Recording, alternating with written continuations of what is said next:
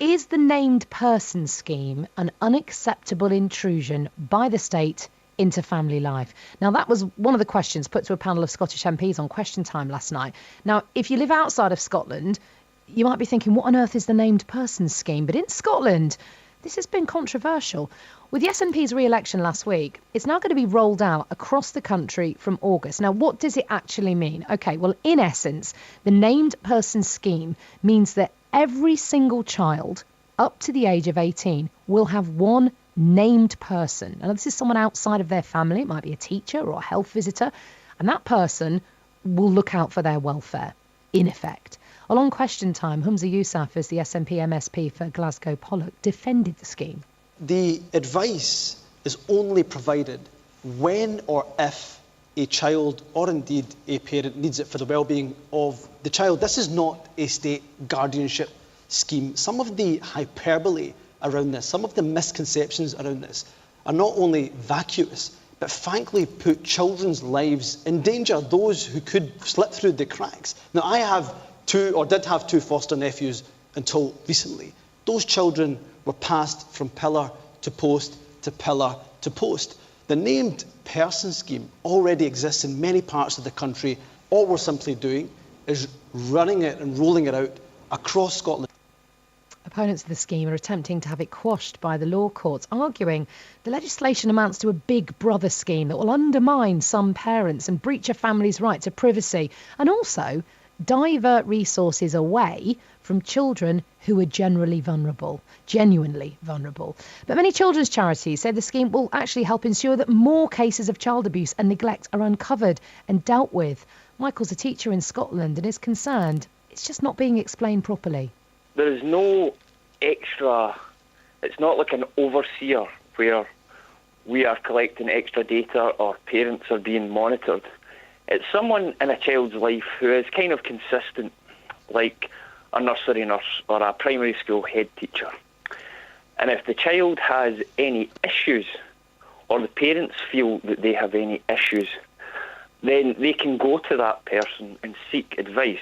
They can choose not to take that advice, but it's more of a sort of safeguard. If a parent feels I'm struggling with something, there's a named person where instead of having to be in contact with social services or something like that, they can go to that person and say, listen, we've got a problem with, for example, their speech. It's not developing properly.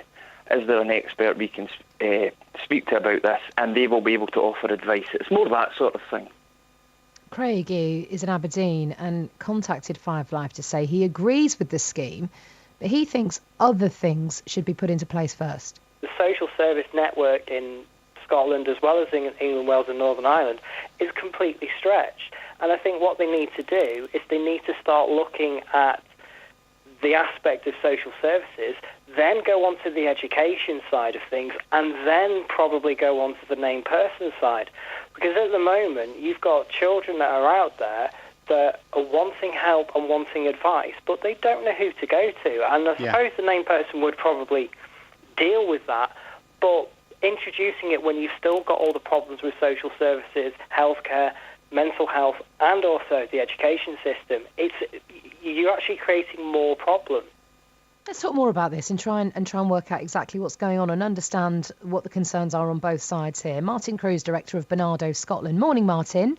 Good morning, Sam. And also Simon Calvert, he's from the No to Named Persons group, which is challenging the scheme in the Supreme Court. Hi, Simon. Hi. Well, Martin, let me start with you. Can you explain then, especially for people outside of Scotland who might not be aware of this, who will a named person be in relation to that child, and what will they actively actually do? Right. The named person will mostly be either a health visitor for under fives or a guidance teacher for older children. So it's already an existing person. It's not a new person. And for the vast majority of parents, it will actually make no difference at all.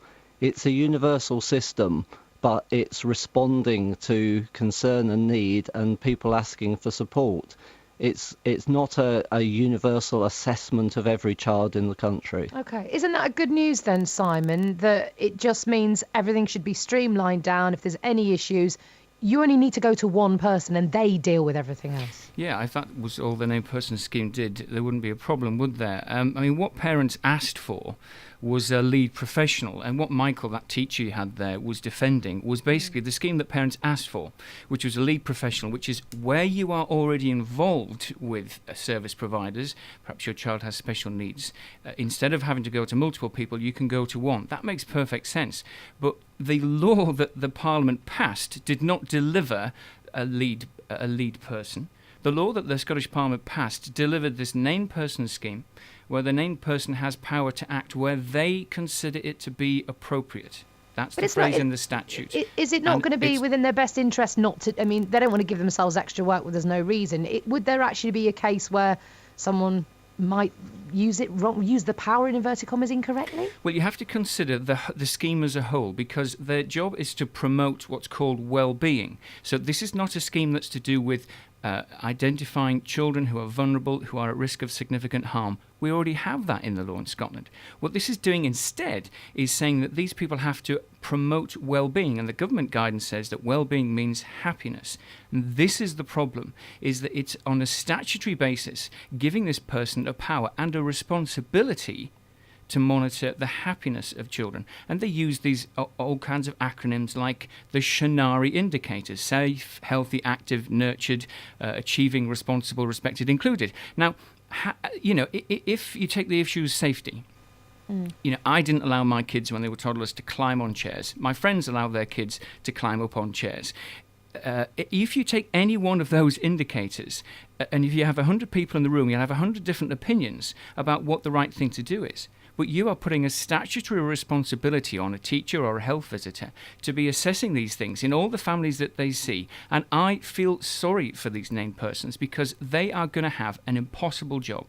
Because a teacher, for example, might have 1,000 kids in the school, if they're the head, for whom they are the named person. And they know that if anything goes wrong on their watch, that they're going to be held responsible. So they are going to be forced to escalate minor concerns to children's plans, to social services, because this is the level at which they're being asked to monitor children. And they also, this is crucial, the named person has a legal power to obtain data, not just on the children, but on their parents, and all other agencies have a legal responsibility to pass data to the named person. And again, this is not data about risk of harm, which there is already rightly power to refer confidential data. This is data about well-being or happiness. Okay, and that's very clear that that's lowering the threshold. There's 2 points there that I want to put to you then, Martin, because you're the expert here in regards to knowing how this may work as well.